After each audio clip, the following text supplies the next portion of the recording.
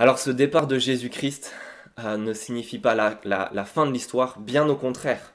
En fait, l'évangile de Luc est le premier tome d'une œuvre double que Luc a écrit. Et le deuxième de ces livres s'appelle le livre des Actes, que vous pouvez trouver dans la Bible. Vous pouvez le découvrir pour vous-même et lire ce livre des Actes pour découvrir cette suite de l'histoire où nous nous trouvons encore aujourd'hui. Luc a présenté dans l'évangile en fait tout ce que Jésus a commencé de faire et d'enseigner pendant sa vie sur la terre. Et dans son deuxième livre, il nous présente tout ce que Jésus continue de faire et d'enseigner depuis le ciel où il est maintenant à travers le Saint-Esprit qu'il a envoyé sur la terre.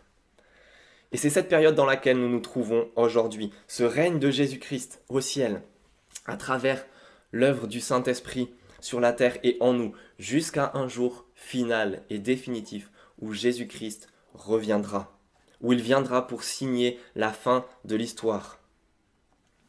Alors j'aimerais simplement, en concluant cette série, vous encourager et nous encourager à ne pas laisser ce jour arriver, cette fin de l'évangile de Luc et de cette série se passer sans s'être laissé convaincre, sans avoir été assuré de la victoire totale et certaine de Jésus-Christ.